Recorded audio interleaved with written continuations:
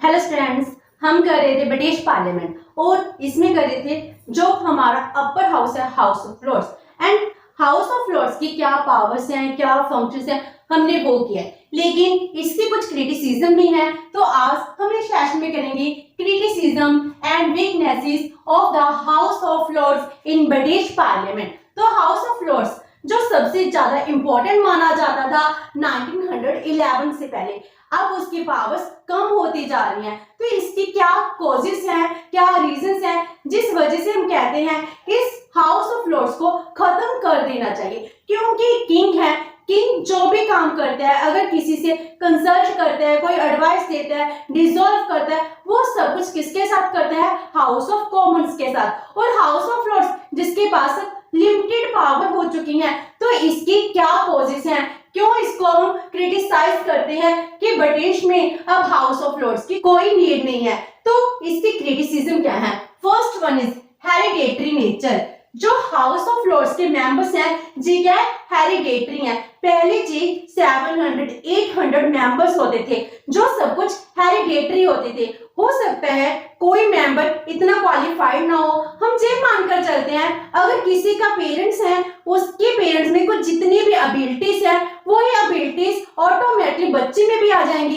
ये तो पॉसिबल नहीं है। अगर पेरेंट्स ज्यादा कैपेबल हैं, तो फादर के साथ साथ उसका सन भी उतना कैपेबल नहीं हो सकता। तो हेरिडेटरी नेचर बनी हुई थी। जैसे मोनार्की चलती है, मोनार्की में हेरिडेटरी है कि किंग का बेटा ही किंग बनेगा, तो उसी तरह हाउस ऑफ लॉर्ड्स में भी जो मेंबर्स हैं, आगे उनके बच्चे भी मेंबर्स बन जाते थे। लेकिन जब 1999 का एक्ट पास होता है, तो जो हाउस ऑफ लॉर्ड्स है, इनमें जितने पीयर्स हैं, इनकी काउंटिंग कितनी कर दी गई है? 92 कर दी गई है, जो कि सही है, क्योंकि पहले जी बहुत ज्यादा थी 700-800। लेकिन सभी के सभी हेरिडेटरी पीयर्स थे, वो एब्सेंट रहते थे, उनको हाउस ऑफ लॉर्ड्स की एक्टिविटीज में, काम में कोई इंटरेस्ट ही नहीं होता था। इसीलिए तो इसको ये कहा जाता है जो हाउस ऑफ लॉर्ड्स है, ये डेमोक्रेटिक प्रिंसिपल्स के अगेंस्ट है, क्योंकि इसको तो हम मोनार्की ही कह सकते हैं।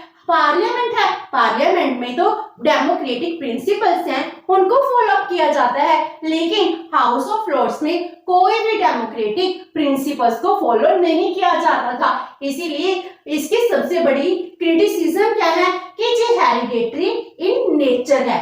Number 2, citadel of wealth. It means क्या है? जो हेरिडेटरी नेचर है, हेरिडेटरी में जो पीयर्स हैं, वो क्या है? बहुत ज्यादा वेल्थी हैं, उनके पास बहुत ज्यादा वेल्थ है। तो इसको हम ये कहते हैं it is the strong centre of landlords, industrialist, owners of bank, ship, distilleries. It means क्या है? जो भी बड़े बड़े बिजनेसमैन हैं, बड़े बड़े लैंडलॉर्ड्स हैं, उनका सेंटर कौन है? हाउस ऑफ लॉर्ड्स है। कुछ मेंबर तो क्या करते हैं, इसकी मेंबरशिप को परचेज भी कर लेते हैं, क्योंकि उनको एक टैग मिल जाता है that they are the members of the House of Lords. इसीलिए वो अपने नेम को, अपनी प्रिविलेज को मिसयूज भी करते हैं। तो हाउस ऑफ लॉर्ड क्या बन चुका है? सिटीडल ऑफ वेल्थ बन चुका है, जिसमें वेल्थी पीपल मिलती हैं, अपनी बातें करते हैं, अपने इंटरेस्ट के लिए लॉ पास करवाने की कोशिश करते हैं। इसीलिए हम इसको क्रिटिसाइज भी करते हैं। Number 3, permanent majority of the conservative party. हमें पता है ब्रिटिश में दो पॉलिटिकल पार्टीज मेजर है, एक तो है conservative party and second one is labour party. और इसमें जो कंजर्वेटिव पार्टी है, इसकी सबसे ज्यादा मेजॉरिटी है। हाउस ऑफ लॉर्ड्स में कंजर्वेटिव पार्टी जो चाहे वो कर सकती है। तो हाउस वो क्या करता है? अपने पार्टी के इंटरेस्ट को प्रमोट करने की कोशिश करता है, क्योंकि मोस्टली मेंबर कंजर्वेटिव पार्टी के हैं। और इसीलिए हम ये कहते हैं जो ये हाउस ऑफ लॉर्ड्स है, it is the organ of the conservative party, क्योंकि जो कुछ भी कंजर्वेटिव पार्टी कहती है, हाउस ऑफ लॉर्ड्स वो ही करती है। और इसको कहती है dictatorship of Conservative party. Mostly member conservative party के हैं, बिल पास करवाना बहुत इजीली हो जाता है। डिक्टेटरशिप किसकी होगी? कंजर्वेटिव पार्टी की होगी। इसीलिए इसको अनचैलेंज्ड मास्टरी कहा जाता है कंजर्वेटिव पार्टी के पास। ऐसी मास्टरी है जिसको कोई चैलेंज नहीं कर सकता। अगर हाउस ऑफ कॉमन्स में कंजर्वेटिव पार्टी है, उसकी सरकार चल रही है, हाउस ऑफ लॉर्ड्स में कोई भी बिल पास करवाना उसके लिए बहुत इजी है, क्योंकि हाउस ऑफ लॉर्ड्स में उसके ही तो मेंबर है, इसीलिए अनचैलेंज्ड, जिसको कोई चैलेंज नहीं कर सकता, वैसी मास्टरी कंजर्वेटिव पार्टी के पास है in the form of House of Lords. And fourth one is hindrance in the way of progressive legislation। जो प्रोग्रेसिव लेजिस्लेशन है इसके वे में भी ये बहुत बड़ी रुकावट है, क्योंकि ये कंजर्वेटिव पार्टी है और कंजर्वेटिव पार्टी की नेचर कैसी है, कंजर्वेटिव एंड रिएक्शनरी नेचर, क्योंकि हाउस ऑफ लॉर्ड्स में जो पीयर्स हैं, चाहे हेरिडेटरी है, लाइफ पीयर्स है, स्पिरिचुअल पीयर्स है, ये सभी पीयर्स क्या है, कंजर्वेटिव भी है बाय नेचर। इसीलिए हम ये कहते हैं जो भी अच्छे लॉ, प्रोग्रेसिव लॉ बनाए जाते हैं जिनको पास नहीं करते, इसके लिए जो रुकावटें क्रिएट करते रहते हैं, कंजर्वेटिव नेचर होने की वजह से जो ऑब्स्टैकल्स हैं वो हमेशा क्रिएट होती रहती है, ताकि कोई अच्छे लॉ ना बन पाए। जो इनके रास्ते में रुकावटें आती हैं, अगर कंजर्वेटिव पार्टी है इसके इंटरेस्ट के अगेंस्ट कोई लॉ बनाया जाता है तो उस लॉ को जी जल्दी जल्दी पास नहीं होने देते और उसमें डिले करते हैं। पहली कोशिश होती है कि उन लॉ को रिजेक्ट कर दिया जाए, अगर रिजेक्ट नहीं करवा पाते तो डिले जरूर करते हैं। इसीलिए प्रोग्रेसिव लेजिस्लेशन में एक प्रॉब्लम क्रिएट करती है हाउस ऑफ लॉर्ड्स के मेंबर।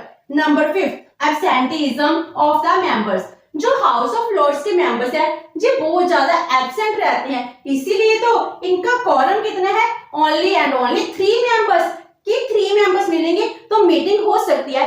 800 मेंबर्स हैं in the House of Lords, लेकिन उसमें quorum कितना है, 3 मेंबर्स, क्योंकि बहुत सारे मेंबर्स हैं, वो मेंबर्स क्या है, एब्सेंट रहते हैं। अगर इनको कोई बिल पास करना है उसके लिए कितने मेंबर्स चाहिए, ओनली 30 मेंबर्स ही चाहिए, इससे ज्यादा मेंबर की जरूरत भी नहीं है, जो 5% से भी बहुत ज्यादा कम है। और जो जे मेंबर्स हैं, जे पीयर्स हैं, जे हमेशा एब्सेंट रहते हैं, इसीलिए तो 1958 में एक डायरेक्टिव इशू किया जाता है जिसमें अगर कोई मेंबर लीव ऑफ एब्सेंट लेना चाहता है, उनको लॉ जो परमिशन दे रही है कि वे लीव ऑफ एब्सेंट ले सकते हैं और वो अपने घर पे रह सकते हैं, वो पार्लियामेंट में आने की उनको जरूरत नहीं है। इट मींस क्या है, बहुत सारे मेंबर्स हैं जो लीव ऑफ एब्सेंट पर ही रहते हैं, कभी भी हाउस ऑफ लॉर्ड्स में नहीं आते हैं, इसीलिए इसके मेंबर्स बहुत ज्यादा एब्सेंट रहते हैं। अगर मेंबर ही एब्सेंट है, मेंबर आते ही नहीं है, तो उनकी जरूरत ही क्या है,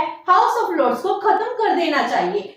तो जो इनकी क्रिटिसाइजर है वो यही कहते हैं हाउस ऑफ लॉर्ड्स एक एक्स्ट्रा हाउस है जो टाइम को वेस्ट करता है और मनी को वेस्ट कर रहा है। Next is irresponsible and undemocratic house. इसको यही कहते हैं जो इररिस्पांसिबल है, जो कोई भी रिस्पांसिबिलिटी को पे नहीं कर रहा है, क्योंकि इनके मेंबर इलेक्टेड नहीं होते हैं, ना ही इनको लोगों के पास जाना होता है कि इनको वोट लेनी है, इनको तो नॉमिनेट किया जाता है जब ये हेरिडेटरी होती है, इसीलिए इनको जरूरत ही नहीं है जे किसी भी लोगों के पास जाकर वोट को मांगे, इसीलिए जे क्या है, इररिस्पांसिबल होते हैं, कोई भी काम करते हैं इनको आंसरेबल नहीं होना है, जिन लोगों को अपने हर एक काम के लिए आंसरेबल नहीं होते हैं, इसीलिए तो इन हाउस के बारे में कहा जाता है कि जो वन साइडेड हाउसेस है, सिर्फ हाउस ऑफ लॉर्ड्स है, वो अपने पर्पस के लिए, अपने बेनिफिट के लिए, अपने इंटरेस्ट के लिए काम करते हैं, ना कि लोगों के लिए काम करते हैं। जो अनरिप्रेजेंटेटिव है, क्योंकि जो लोगों को तो रिप्रेजेंट नहीं करते, जो तो हेरिडेटरी है, एंड इररिस्पांसिबल है, अनडेमोक्रेटिक है, क्योंकि लोगों ने इनको नहीं चुना है, जो बाय हेरिडेट आए हैं, तो ये अनडेमोक्रेटिक हाउस है। इसमें इसीलिए कुछ इंप्रूवमेंट की गई है, उसमें क्या किया गया, जो रिप्रेजेंटेटिव हैं, जैसे वीमेन होगी, वर्कर्स होगे, कोई पब्लिक इंटरेस्ट के लिए काम करते हैं, उनको भी नॉमिनेट किया जाने लगा है, तो फिर भी ये क्या है, एक अनडेमोक्रेटिक हाउस ऑफ लॉर्ड कहा जाता है। Next is partial decisions and limited powers. जो हाउस ऑफ लॉर्ड्स हैं, इनकी जो डिसीजंस हैं वो क्या है, पार्शियल है, क्योंकि इसमें मेंबर्स कौन से हैं, कंजर्वेटिव पार्टी के मेंबर्स हैं। अगर कंजर्वेटिव पार्टी के मेंबर्स होंगे तो उसकी मेजॉरिटी है। डिसीजन पे कैसे होंगे, जो कंजर्वेटिव पार्टी चाहती है वैसे ही डिसीजन हाउस ऑफ लॉर्ड्स में लिए जाते हैं। तो इसमें परमानेंट मेजॉरिटी होने की वजह से हम ये कहते हैं they take the partial decision in the favour of Conservative Party. इनके रिगार्डिंग सर जॉन मैरेट क्या कहते हैं, वो कहते हैं the House of Lords behave like dumb dogs while a Conservative government is in office and ravening wolves at other times. It means क्या हो गया, अगर हाउस ऑफ कॉमन्स में किसकी सरकार चल रही है, कंजर्वेटिव पार्टी की सरकार है, तो ये डम डॉग की तरह बिहेव करते हैं। अगर लेबर पार्टी या किसी और पार्टी की सरकार होगी तो ये क्या है, रैवनिंग वॉल्व्स की तरह हर टाइम हर एक लॉ के अगेंस्ट काम करते हैं। इसीलिए तो इसको कहते हैं जो पार्शियलिटी करते हैं, पार्शियल डिसीजन लेते हैं in favour of Conservative party. और इनकी पावर से बहुत लिमिटेड है, क्योंकि ऑर्डिनरी बिल है, इनको डिले कितनी देर तक कर सकते हैं, 1 ईयर के लिए। अगर मनी बिल है 30 डेज के लिए। उसके बाद हाउस ऑफ लॉर्ड्स की जरूरत ही नहीं है कि वो पास करे चाहे ना करे, इनकी कंसेंट के बाद वो बिल लॉ बन जाता है। इनकी पावर से बहुत ज्यादा लिमिटेड हो चुकी है। Next is wastage of national talent. इसमें वेस्टेज हो रहा है क्या, हमारा नेशनल टैलेंट। कैसे, क्योंकि जो मेंबर्स हैं हाउस ऑफ लॉर्ड्स के मेंबर्स के पास कोई भी पावर नहीं है, उनकी पावर लिमिटेड है। अगर वो पब्लिक इंटरेस्ट के लिए काम करना चाहते हैं, उनके पास इतनी पावर नहीं है कि वो काम कर सके। इसीलिए जो टैलेंटेड पीपल हैं, अगर वो हाउस ऑफ लॉर्ड्स के मेंबर बन जाते हैं तो उनका टैलेंट वेस्ट हो जाता है, क्योंकि उनके पास कोई भी अपॉर्चुनिटी नहीं मिलती जिस वजह से वो अपना टैलेंट शो कर सके। जो रियल वर्थ है मेंबर्स की, वो किसमें प्रूफ होती है, only and only in the House of common. इसीलिए तो 1964 में पीरियड्स एक्ट पास होता है, जिसके तहत क्या होता है, अगर कोई मेंबर अपने पीरियड्स को रिमूव करना चाहता है, डिस्क्लेम कर वो हाउस ऑफ लॉर्ड्स का भी मेंबर बन सकता है। इसमें क्या होता है, नेशनल टैलेंट को वेस्ट किया जाता है। Next is possibility of deadlock between both the houses. Both the houses means House of Commons and House of Lords. इन दोनों में problems, obstacles, deadlock क्रिएट हो जाते हैं, एक दूसरे से कोऑपरेट नहीं करते हैं, क्योंकि जो बिल हाउस ऑफ कॉमन्स में पास किए जाते हैं वो मोस्टली क्या कर दिए जाते हैं, रिजेक्ट कर दिए जाते हैं by the House of Lords. वो क्या कहते हैं कि अगर बिल पास करना है तो ऐसा बिल होना चाहिए जिसमें उनकी फेवर की बात की जाए, उनके इंटरेस्ट की बात की जाए, उनके लिए ही सारा काम होना चाहिए। इसलिए कभी कभी लॉ बना पाना भी बहुत मुश्किल टास्क बन जाता है। अगर लॉ को चेंज करवाना है वो उससे भी मुश्किल टास्क है, क्योंकि इन दोनों में कोई भी कोऑपरेशन नहीं होती है। Next is unnecessary delay in passing of the bills. जो बिल्स हैं उनको पास करवाने में बहुत टाइम लग जाता है, क्योंकि इनके पास डिलेइंग पावर होती है।